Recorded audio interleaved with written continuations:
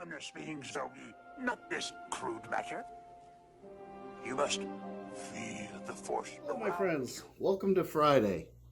I'm taking a couple pages out of the book of my friend Darth Ravens. The unboxing for what I'm about to show you went horribly yesterday. I ended up revealing addresses galore for myself, for the person who sent me this saber, and I couldn't get the YouTube blurring editing software to cooperate. So we're redoing it. The video will end with some glamour shots of the hilt you're about to see, which I'm about to use another one of Darth Raven's tropes. One of the words he's been using lately is bougie. This is one of the more bougie sabers that I think I've acquired, and to be perfectly honest, this thing is so nice that I've decided, well, I didn't decide, I already did. I bought myself a saber, a display box for this saber, and I bought it from Blue Force Sabers, from Adam at Blue Force Sabers. So here we go. I present to you the Saberforge Unleashed. Ta-da! All right, let me get in. Actually, you know what? One thing.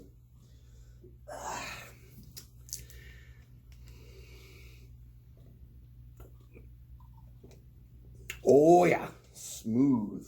Some homemade grappa from a friend of mine at work who likes to make grappa. Anyway, so what we have here is the, like I said, the Saberforge Unleashed from the Force Unleashed video game series. And it is a primo saber. It's very, very beautiful. It arrived to be more or less in absolute pristine condition. It had one little minor flaw, which I was aware of, and that's right here. You can see kind of a burr on the hilt, on the emitter section. No big deal.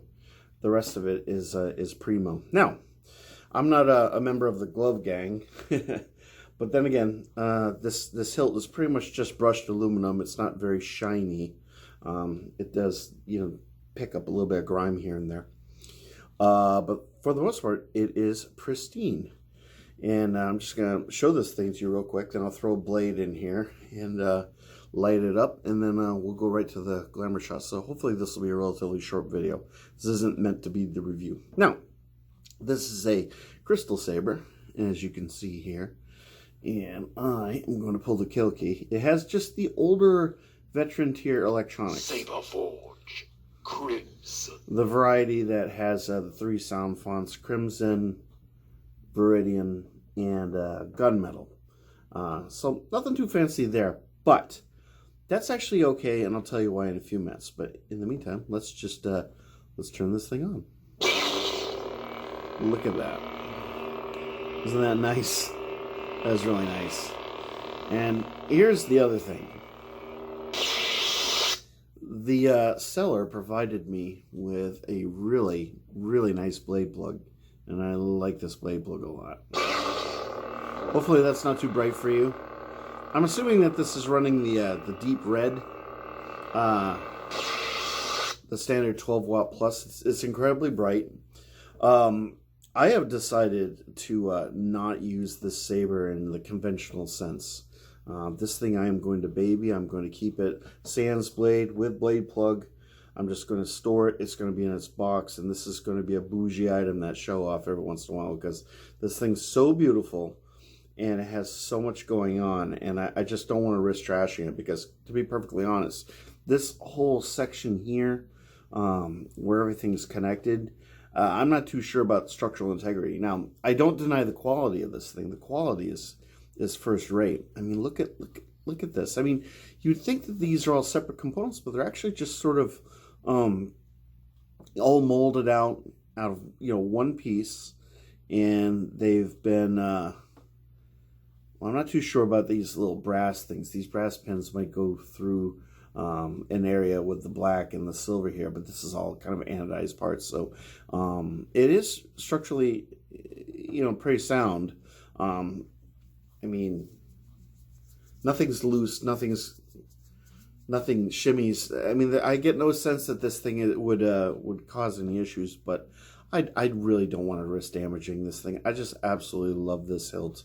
I love it to bits. And when I bought this, and I bought this from a UK seller, not from Saberforge, so any inquiries or comments regarding the lead time are kind of moot in this case, because this was a completed hilt that I bought secondhand.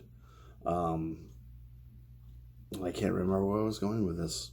Something about the UK? Well, anyway, I'm going to move on to the next thing. Because I can't remember what I was talking about. Yeah, it'll probably come to me. Anyway, so one of the more fetching attributes of this saber, I really like the control box. This is a very, very, very beautiful gold kind of paint here with a tiny little tactile switch for the ignition and the blaster block and the lockup and on and off. And it has your standard requisite kill key setup. Now the reason why I'm happy that this has the veteran tier is because if it had NeoPixel, sure, it would be great. I mean, it would be a phenomenally beautiful saber to have equipped with NeoPixel. But having a heavy NeoPixel blade on here, and using a Profi or a CFX and a saber that I don't plan on swinging around, I don't plan on doing much more than showing off every once in a while. It seems like it would be kind of a waste of a soundboard. And I really feel like the veteran tier is quite sufficient, on this hilt, at least for my purposes. A lot of people probably feel otherwise, but to me, this is going to be the ultimate shelf queen. Something that, I don't want it to get worn out or damaged or anything. I'm just going to keep this thing for as long as I'm within this mortal coil. Anyway, so I really like this greeble here. It doesn't turn, it doesn't do anything, but it's really smart. You got your bunny ears. Very nice, very nice. You get your little pins. Another greeble that doesn't do very much. This emitter section. This is just absolutely beautiful with your you got your blade retention screw there. It's just overall a wonderful design. I don't know how I don't know how Starkiller would wield this thing with all this open stuff here, because it does make for a bit of a uncomfortable hilt to hold. I mean, you can really hold it with two hands, but this is not comfortable at all, especially if you're doing spins and whatnot, which this kind of loans itself to the whole shelf queen aspect of this saber. But the handle is very, very comfortable, and of course you can handle it like that, but that's a little odd. Most people choke up towards the emitter. You have more control, but the way this hilt is sort of set up, it's kind of an oddball. I would say that this is meant to look good, kind of like the original sabers from the original trilogy are all meant to kind of look really cool. But as far as practicality and comfort, they don't really shine in that area. But anyway, so you've got these ridges here, which denote kind of the T grip section on your classic Graflex. You get to hear this anodized bit kind of, it doesn't really recess, but it flares out, and this is really smooth. And this reminds me a lot of the Kyle Katarn design aesthetic. This whole area kind of gives me that vibe. In fact, this is very similar to the Outcast from Aegis sabers that I have. And then you get to the CoverTech wheel and a very, very practical pommel. And you can see the pommel insert in the speaker is boom right there, which makes this saber actually really loud. Whoops, I have the kill key in. Saberforge Crimson. For a Saberforge hilt, this is very loud. Or loudish.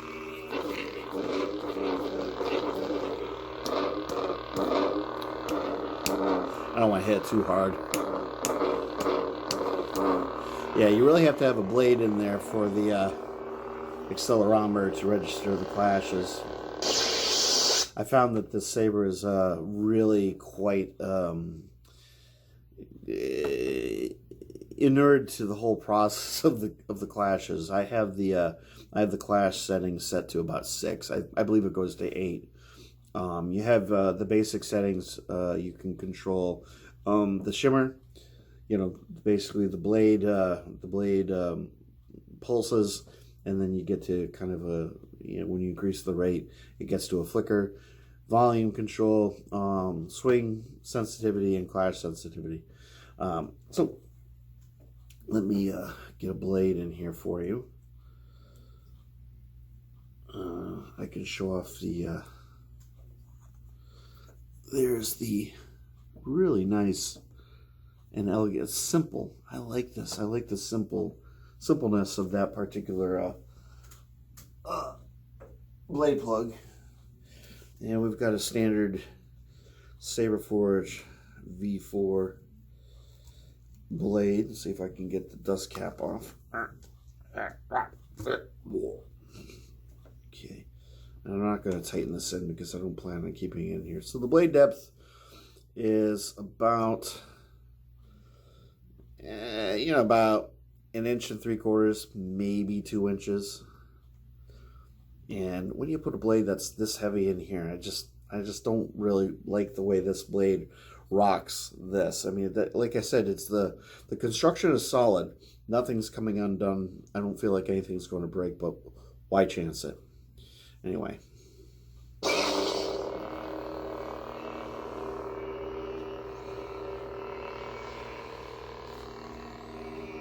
Very gratifying, rich, saturated red.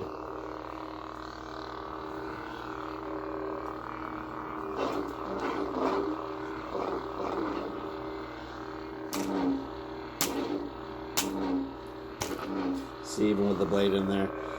Plus, I'm kind of being a bit of a candy ass. I don't really want to take any chances with this thing.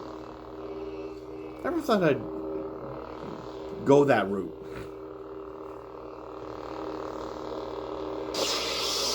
Anyway, so that's what it looks like with the blade in. Let's replace this. And the other thing is, this blade plug is cut to the perfect length.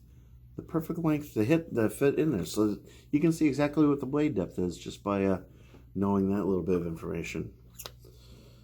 I don't know if Saberforge provided this blade plug or if it was something that the seller, had kitted out for the saber themselves, but very nice indeed. All right, so as far as switching sound fonts, just a matter of holding this. Saberforge Gunmetal.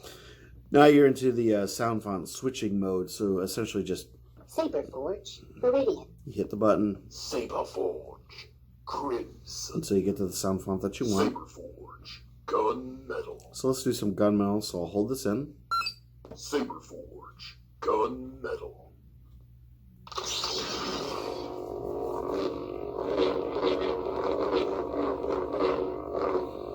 Let's try it again. Aha!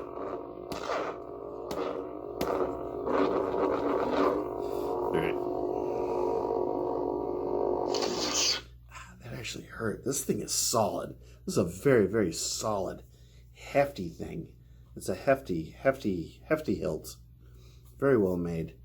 Let's see. What was I going to show you? Oh, as far as changing any of the onboard menu features.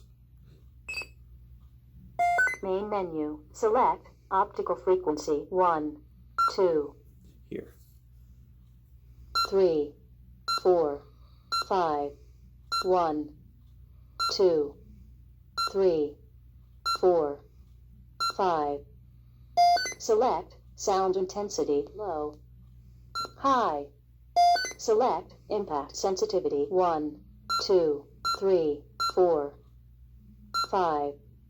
Select motion sensitivity 1, 2, 3, 4. All settings saved.